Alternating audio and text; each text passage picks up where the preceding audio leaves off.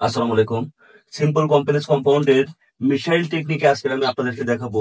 Just 3 সেকেন্ডে আপনি কিভাবে উত্তর করবেন। আমরা প্রশ্ন দেখব এবং 3 সেকেন্ডের ভিতরেই সিম্পল কমপ্লেক্স কম্পাউন্ড করব। আমার আজকের যে মিসাইল টেকনিকের নাম হচ্ছে তুতা। এই যে তুতা নামক যে মেয়েটি আছে, এই মেয়েটির মাধ্যমে আমরা সিম্পল কমপ্লেক্স কম্পাউন্ড শিখবো। দেখুন, যদি টু ডট ডট টু থাকে, এই যে টু টু ডট টু এবং ভি1 থাকলে এটাকে আমরা সিম্পল ফরম্যাট বলবো।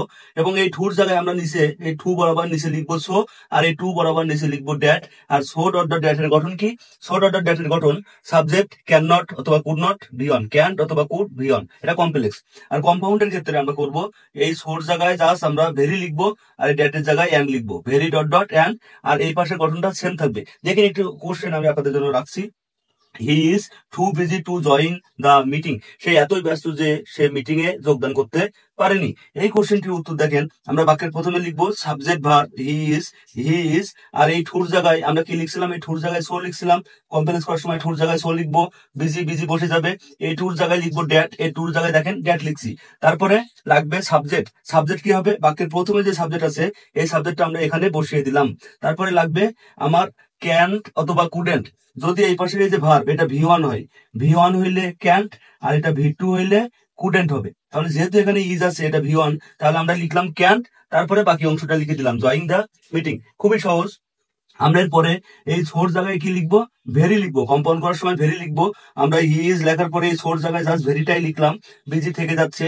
এবং এই ড্যাটের নিচে কি লিখবো? ড্যাটের নিচে লিখবো অ্যান্ড, এবং বাকি অংশ যা ছিল হুবহু সেটাই রাখবো। অর্থাৎ he is very busy and he can't join the meeting. দেখেন, 3 সেকেন্ডের মধ্যেই কিন্তু উত্তর করা সম্ভব, আপনি যদি এই সিকোয়েন্স এবং এই সিকোয়েন্সটা মনে রাখেন। To dot dot to complex করার সময় টুর জায়গায় নিচে লিখবেন সো ডট ডট ড্যাট, তারপরে গঠন সাবজেক্ট ক্যান্ট অথবা কুডেন্ট প্লাস ভি1 অবজেক্ট।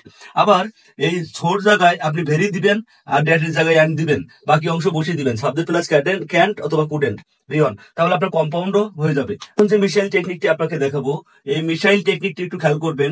আপনার বাক্যের প্রথমে যে সেন্টেন্সটি আপনার পরীক্ষাতে আসবে, বাক্যের প্রথমে থাকবে surely, certainly, truly, suddenly, surprisingly, falsely অথবা আনফরচুনেটলি।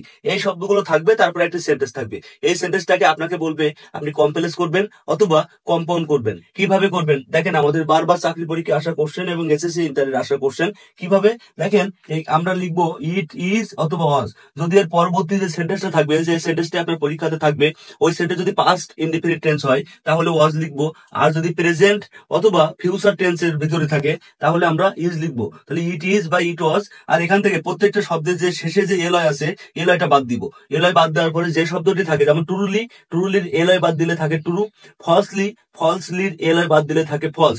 এই এলয় বাদ দিয়ে যে শব্দটি থাকবে সেই শব্দটি লিখবো। যদি কমপ্লেক্স বলে আপনি ড্যাট লিখে বাকি অংশ সেন্টেন্স যেটা আছে ওইটা লিখে দিবেন। আর যদি কম্পাউন্ড বলে আপনি অ্যান লিখে বাকি যে সেন্টেন্স আছে ওই সেন্টেন্সটি লিখে দিবেন। একটু খেয়াল করলে বুঝবেন।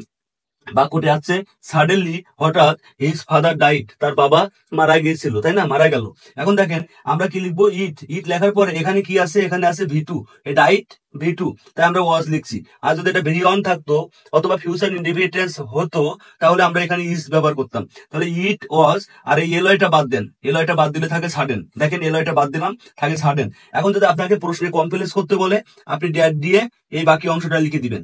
আর যদি আপনাকে কম্পাউন্ড করতে বলে আপনি অ্যান্ড দিবেন, দিয়ে এই বাকি সেন্টেন্সটা এখানে লিখে দিবেন। শেষ। 3 সেকেন্ডে উত্তর হবে। দেখেন কোশ্চেন আরো একটি দেখেন, শিওরলি বা সার্টেনলি হি উইল কাম, সে অবশ্যই আসবে। এই বাক্যটা কিভাবে করবেন আপনারা দেখেন, এই যে হি উইল কাম এটা কিন্তু ফিউচার ইনডিফিনিট টেন্স। আর ফিউচার ইনডিফিনিট টেন্স হোক অথবা প্রেজেন্ট ইনডিফিনিট টেন্স হোক, আপনি ইজ ব্যবহার করবেন। আর শুধুমাত্র পাস্ট ইনডিফিনিট টেন্স হইলে আপনি এখানে ওয়াজ ব্যবহার করবেন। ঠিক আছে, ওয়াজ ব্যবহার করবেন। দেখেন, ইট ইজ শিওর, এই এলয়টা বাদ দিলাম, এলয়টা বাদ দিলাম, তাহলে থাকে শিওর। তাহলে ইট ইজ শিওর। আর কমপ্লেক্স করার সময় কি হবে? ড্যাট দিবেন, দিয়ে বাকি সেন্টেন্সটা লিখে দিবেন, he will come, he will come. আর যদি কম্পাউন্ড বলে আপনি অ্যান্ড দিবেন, দিয়ে বাকি সেন্টেন্সটা লিখে দিবেন। এই রুলের উপরে ভিত্তি করে আমাদের 11 থেকে 20তম গ্রেডের অনেক চাকরির কোশ্চেন পাওয়া যায়, ইউনিভার্সিটি অ্যাডমিশনের পাওয়া যায়। এমনকি আমি দেখছি এসএসসি এইচএসসি বোর্ড কোশ্চেনেও কিন্তু এই বেসিক থেকে কোশ্চেন আসে। যদি ভালো লাগে আমাকে ইন্সপায়ার দিবেন, লাইক কমেন্ট শেয়ার করতে ভুলবেন না। ভালো থাকবেন সবাই, সুস্থ থাকবেন। আসসালামু আলাইকুম ওয়া রাহমাতুল্লাহি ওয়া বারাকাতুহু।